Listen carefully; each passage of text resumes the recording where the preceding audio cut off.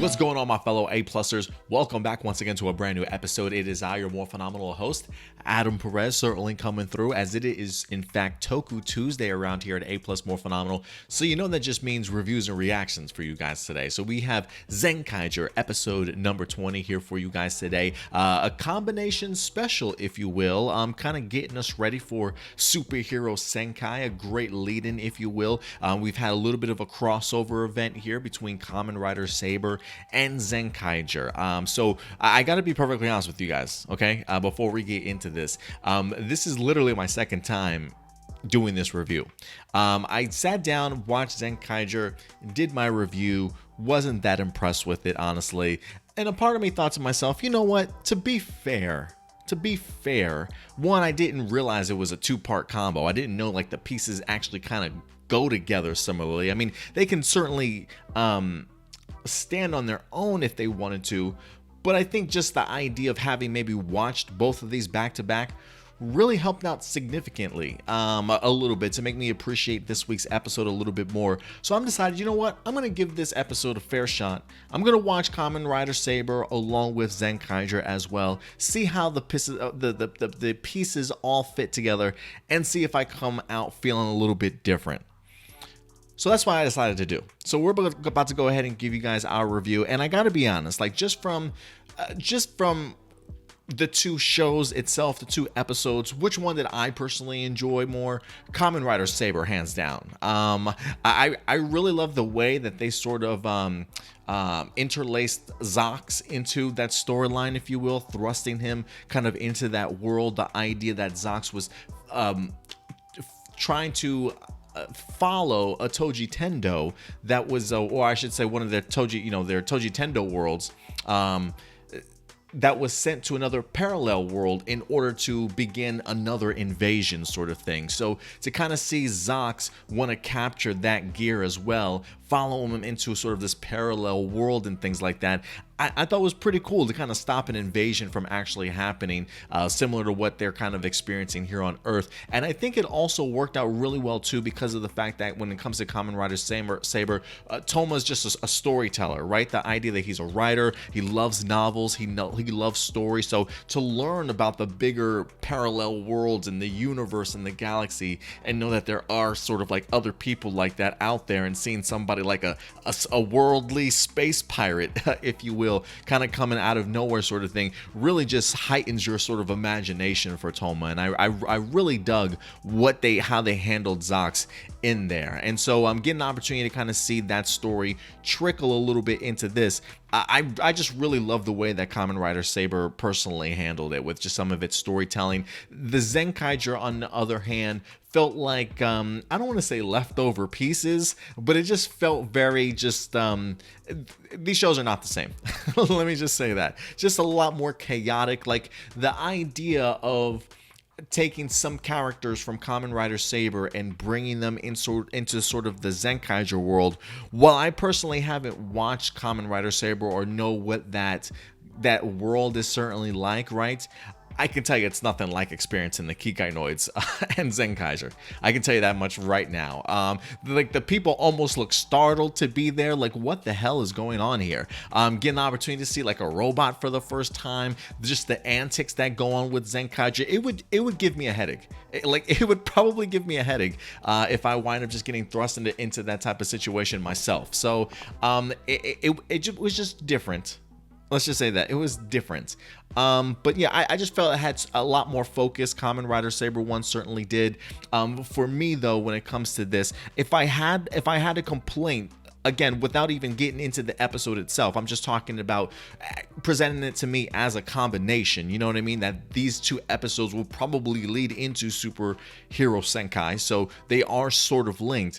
When I watch it, if anything that really stands out to me, it's probably the fact that I almost feel cheated with this crossover. I almost feel like Kamen Rider Saber got the better half of it, and we didn't.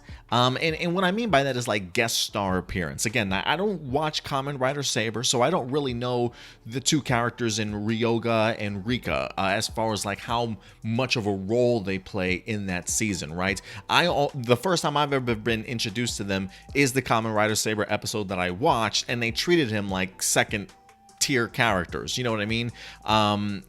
Just a quick meeting with Zox sort of thing. Hey, he took my Wonder Rider book, and then that was it. And then Zox was with the main crew the entire time. I mean, you've got like 4 main characters that you guys have all been hanging out. All are cool, main 4 characters. And yet I feel like, you know, you get our 6th Ranger, Zox, who's like the coolest shit out there right now. Freaking Zox Goldtweaker is the best. Like, he came across smooth in that episode for sure. Like, I feel like you guys got the better half, and then you just gave us like your leftovers. No disrespect to the character. Oh, well, I can't say that now that I've actually said that. But again, that's just coming from a perspective of I've never met these characters before. But I can't get one of the top 4 on my Zenkaiger episode, so I felt a little bit cheated. Like, I already felt a little cheated watching the Zenkaiger episode by itself, but then I felt even more cheated when I watched Kamen Rider Saber and see exactly what we ended up getting in here. So yeah, when I look at this episode, I didn't mind it, but it didn't really do too much for me at the end of the day, with the exception of maybe heightening some things. So like when I watched this episode again, and I guess maybe I am now finding myself comparing it to the Kamen Rider Saber episode. I just wish that there was an equal amount of quality presented to both, and I just felt like based off of how Zenkaiger's storytelling tends to be, it kind of missed on the mark for me. You know what I mean? The storyline missed on the mark a little bit, and then it also comes to just a disappointment of not necessarily having the main characters from Kamen Rider Saber. Like, I get the idea if you don't even want to give us Saber because you want that maybe Saber and Zenkaiser first meeting in the movie. I kind of get that, but can I get, right hand man number 2? Can I get maybe left hand man number 2 that's next to you guys? Like, give me somebody. So yeah, and so it just felt maybe a little bit more underwhelming to me is what I would certainly say after watching Kamen Rider Saber. But a couple things definitely did jump out at me immediately. So the idea here that we get to see these 2 Kamen Riders following Zox into our world because he stole his Wonder Ride book, so he certainly wants it back. Okay, in the process of doing though, so he winds up meeting the Zenkaigers in here, and it just turns into kind of pure mayhem from that point on. We also see that the Toji Tendo, based off of the fact that their plot to invade Kamen Rider Saber's episode, if you will, was foiled by Zox, they now find themselves a bone to pick, and they decide to make it rather personal in here. And and that means get the family involved. Let's kidnap his sister or mess around with his family in some way. And just like Vin Diesel, you don't mess with family. That's Zox's motto also. I feel like anytime that we've seen Zox have to deal with a family issue, it doesn't go well for the enemy at all. He doesn't like people threatening his brother or his sister or anything like that, but they're gonna try and make it personal in here, and that's exactly what we wind up seeing. And I was actually a really big fan of the monster of the week, the fact that it kind of continues the theme right over from Kamen Rider Saber as well. This week in Zenkaiger, we wind up getting the Hikoboski world, and then over in Kamen Rider Saber, we wind up getting the Orihim world as well. So the idea here is that it's a cool celebration for Tanabata, which is what they're actually celebrating in Zenkaiger, but that holiday in Tanabata is actually based off of this particular lore, if you will, between Hikoboski and Orihime. So I love the fact that they kind of play that up in the Toji Tendo worlds that they wind up creating. The female one over on Kamen Rider Saber, and then we had the male counterpart over on here. It's really the idea that they're like two star-crossed lovers, if I'm not mistaken. The fact that they bumped into each other, fell in love, their love was sort of forbidden, and they were pulled apart, and they can't see each other with the exception of one time of years sort of thing. So Zox even refers to it sort of as a curse. So I love the fact that the opposite side of that Toji Tendo plan kind of comes into play here when it comes to Zenkaiger, to say the least. So I thought that was pretty fun in seeing how that kind of worked itself out. But they, in the process of this monster being up there, he wants to get the love of his life back, right? So the idea is that he's kidnapping women that sort of remind him or represent to him Orihime, and he winds up going across and just kidnapping a bunch of women, and the commonality is in fact sort of the ponytail. And this is where it really starts to kind of affect Zox, which is really what I love here. The fact that you get the opportunity to see that Ryoga's sister, Rika, is in fact kidnapped by this particular Toji Tendo world. And now we have a situation where Ryoga needs all the help in the world that he could certainly get. And I love the fact that when it comes down to Zox helping him try and get his sister back, it is fascinating to me that he's reluctant, and you have somebody like Kaido once again reminding him about the idea that, hey, you have a sister too, right? Like, if there's anybody that understands the situation that Ryoga's in, it's definitely you. But he clearly kind of gives him the cold shoulder, if you will. The one thing that we continue to see here is that Zox just really doesn't express his feelings well whatsoever, right? Clearly he's thinking about it. The fact that family is important, you can clearly see the idea that he can relate to Ryoga in some particular point and way, and that's exactly why Kaido was trying to get his assistance in here. But the fact that, once Zox realizes that maybe his own sister is in peril, then it becomes a little bit more personal, right? And he kind of starts to experience the same mentality and thoughts that Ryoga now has, now that he's personally worried that Flint could certainly be next and be the next one captured also. So when you get the opportunity to really appreciate your sibling sort of thing, I mean, we even see Flint make brand new gears for him in there in this episode too. Seeing what your sister provides for you and the love that you certainly have, again, we definitely know how much family certainly means to Zox. So I think that's definitely a punch in the face, a little bit more of a reality check and a reminder to Zox, just the meaning of like how powerful having a sister is, and everything that you would do to get her back, Ryoga would certainly do as well. So if you know how the guy's personally feeling, you should go ahead and certainly help him out. And I love the fact that we see Zox sort of deep in contemplation, if you will, about that idea in here also. So again, it's a family, as Vin Diesel would certainly say, it is really what Zox can definitely relate to. So I thought that was a pretty cool storyline for him this week also. Speaking of Flint, the idea that we wind up getting green gears this time, I thought was pretty awesome. And also the fact that they are dealing with Kamen Rider abilities this time. I think one was Zayo, if I'm not mistaken, which we see Jurin activate. He winds up using like these huge slashes with his sword, and it winds up having this huge like dong noise from like a clock and things like that. Pretty cool stuff. One of my favorites in 01, getting an opportunity to see Gaon do some rider kicks of his own, just devastating. I absolutely love that attack. And then of course Zenkaiser with the flaming blade, I thought was pretty impressive, just seeing him work that and the special effects that were kind of added to it as well. So I thought that was pretty cool in regards to it. So yeah, the Zox stuff worked for me. The new gears was pretty cool. And quick honorable mention also has to go out to the Super Twokaiser. Speaking of Zox in here in this episode, Zox has a new dance when he goes ahead and activates it.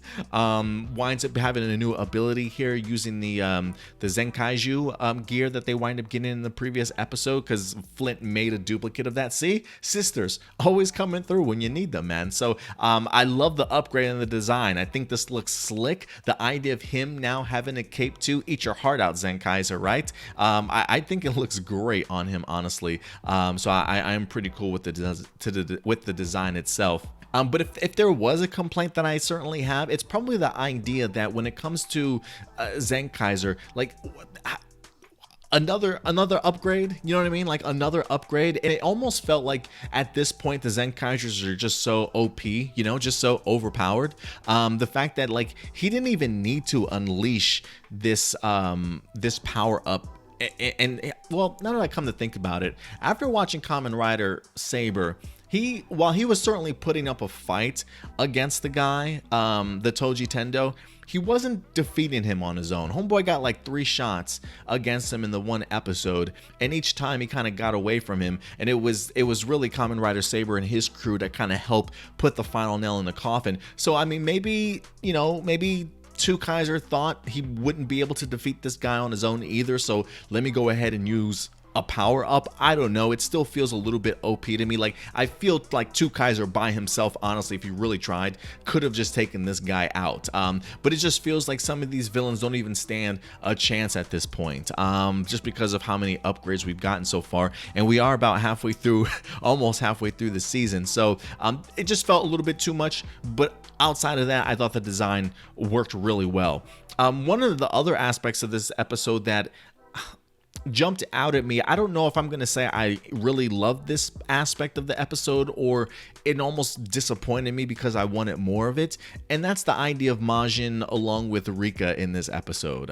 The fact that Magine, you know, always so lighthearted, wanting to celebrate, you know, the holiday once again, getting captured unfortunately by this world along with Rika, and seeing them both captured and with a bunch of other ladies, and them having to kind of break themselves out. I really love just getting the opportunity to see these ladies just kind of kick some ass, honestly, especially with just the type of personality that Magine is. Like, I love getting the opportunity to see Rika kind of just badass chick, just slashing her way through people, kicking people in the face sort of thing, and you look over at Magine and she's just celebrating on a mound of bodies. Like, I absolutely love it, right? So it's just one of those things where, you know, one that I don't know if it was the pacing of this episode or I just didn't really care for the main character over from Saber, or the antics that they wind up finding themselves in. Like, I really didn't care for any of that. I almost wanted to see more of Magine and Rika, and the fact that,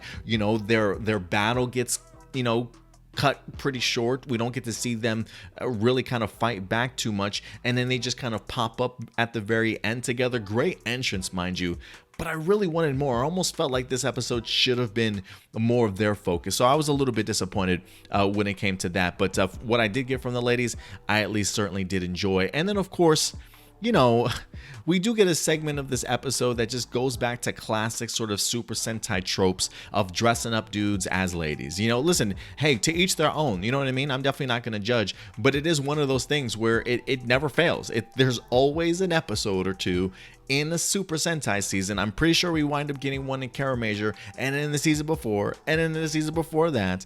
It's just interesting to me that they decided to use this trope for like the crossover episodes, right? Because it actually helped. I think it actually happened over in Kamen Rider Saber, now that I think about it as well.